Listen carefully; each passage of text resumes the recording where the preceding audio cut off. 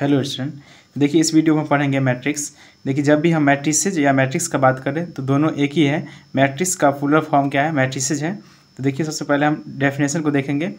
तो यहाँ पर डेफिनेशन क्या है? It is an order rectangular array of real and complex numbers and functions. तो आपको डेफिनेशन देख के घबराना नहीं है। देखिए मान लीजिए आपके पास कुछ इन्फॉर्मेशन गिवन हो। सपोज कि आपके पास इन्फॉर्मेशन दिया हुआ है, जैसे दिया हुआ है कि Ram have 4 black pens and 3 red pens.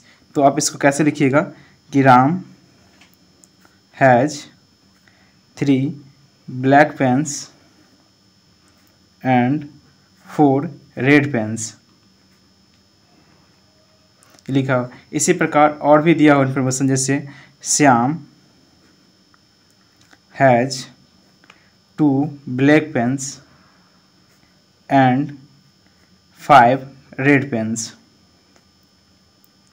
और मान लीजिए एक इन्फॉर्मेशन और दिया हुआ है कि मान लीजिए जैसे कि Rajesh has 1 black pen and 6 red pens. ये इन्फॉर्मेशन दिया हुआ है। तो मान लीजिए अगर और सपोज आपके पास और इन्फॉर्मेशन गिवन हो तो आप इसको कैसे लिखते जाते? तो ये लिखने में क्या होता है कि आपको बहुत सारा प्रॉब्लम होता। तो इसको सॉल्व करने के लिए टेबुलर फॉर्म यूज किया जाता है, जिससे कि ऐसे लिखने से हमको थोड़ा टाइम बचेगा। तो देखिए टेबुलर फॉर्म का यूज किया जाता है। टेबुलर फॉर्म में क्या होता है कि जैसे आपका नेम जो गिवन है वो एक कॉलम में लिखेंगे। देखिए ऐसे पेन, कौन सा पेन है? Black pens. तो ब्लैक पेन्स लिखेंगे यहाँ पे एंड रेड पेन्स। देखिए यहाँ पे नाम लिखेंगे जैसे राम, श्याम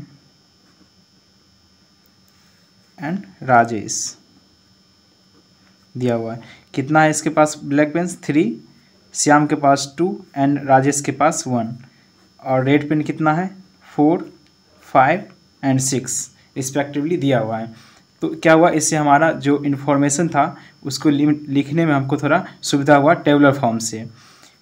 तो देखिए ये हमारे टेबुलर फॉर्म का यूज हम डेली लाइफ में अधिकतर करते हैं। देखिए जैसे अब मैट्रिक्स में क्या होता है कि जैसे यहाँ पे मैट्रिक्स में भी उसमें ओनली फॉर डेटा लिखते हैं। जैसे यहाँ पे नेम लिखे थे तो उसमें नेम लिखे, यहाँ पे क्या लिखे हैं ये डेफिनेशन में, यहाँ पे जो भी रियल या कॉम्प्लेक्स नंबर्स हो या फंक्शंस हो उसको हम क्या करते हैं मैट्रिक्स के अंदर लिखते हैं। तो देखिए देखते हैं मैट्रिक्स में। मैट्रिक्स देखिए मैट्रिक्स को रिप्रेजेंट कैसे करते हैं? इसको स्क्वायर ब्रैकेट से रिप्रेजेंट करते हैं, या बुक में ऐसे भी दिया हुआ है स्मॉल ब्रैकेट में। तो हम यहाँ पे जो आपको बात करेंगे इस रेक्टेंगुलर फॉर्म में ही, रेक्टेंगुलर सिंबल में ही, क्योंकि बुक में भी ऐसे ही बताया गया है। चलिए देखते हैं। तो देखिए यहाँ पे क्या दिया हुआ था कि डेटा में कि 3, 2, 1 ये ब्लैक पेन्स थे राम, श्याम एंड राजेश का। वैसे रेड पेन्स कितना है? 4, 5, 6। तो इसको क्या करते हैं, इसमें नाम नहीं लिखे, क्योंकि इसमें नाम नहीं लिखना है। इसमें ओनली फॉर जो हमारा मैट्रिक्स होगा उसमें ओनली फॉर नंबर्स लिखेंगे, या कोई भी फंक्शंस दिया होगा तो वो फंक्शंस को इसमें लिखेंगे हम। इसमें नाम को नहीं लिखना है, ओनली फॉर जो नंबर्स होगा या फंक्शंस होगा उसको ही इस मैट्रिक्स में हम लिखेंगे। जैसे देखिए फंक्शन में क्या हो गया? sin x, cos x, e⁻x 1। इसको हम क्या लिख सकते हैं? इसमें मैट्रिक्स में ऐसे लिख सकते हैं हम, इसमें नाम नहीं आएगा। अब देखिए जैसे देखिए मैट्रिक्स में जो हॉरिजॉन्टली लाइन होता है, ये जो हॉरिजॉन्टली लाइन है इसको हम रोज बोलते हैं। ये रो हो गया, ये रो हो गया, तो ये रो R1, ये R2 हो गया। और देखिए जो वर्टिकल से लाइन होता है उसको हम कॉलम्स बोलते हैं। कॉलम से लाइन C1, C2 ये कॉलम हो गया। जब भी किसी मैट्रिक्स में, जैसे यहाँ पे मान लीजिए मैट्रिक्स लिखा हुआ है 3, 2, 1, 4, 3, 6, 5, 9, 10। देखिए ये जो है इसमें कितने रो है? R1, R2, R3 ये क्या है? रो है। और कॉलम कितने हैं? C1 C2 C3। तो क्या हो गया, ये रो एंड कॉलम हो गया। अब देखिए बात करते हैं कुछ और कंसेप्ट को समझते हैं मैट्रिक्स के। देखिए मैट्रिक्स को रिप्रेजेंट करने के लिए हम कोई भी कैपिटल लेटर का यूज करते हैं, जैसे A या B, ऐसे करके हम क्या करते हैं, मैट्रिक्स को रिप्रेजेंट करते हैं। तो देखिए मैट्रिक्स के और बेसिक कंसेप्ट को समझते हैं। देखिए अब समझते हैं कि ऑर्डर ऑफ मैट्रिक्स क्या होता है। ऑर्डर ऑफ मैट्रिक्स, देखिए ऑर्डर ऑफ मैट्रिक्स क्या होता है, तो number of rose into number of columns.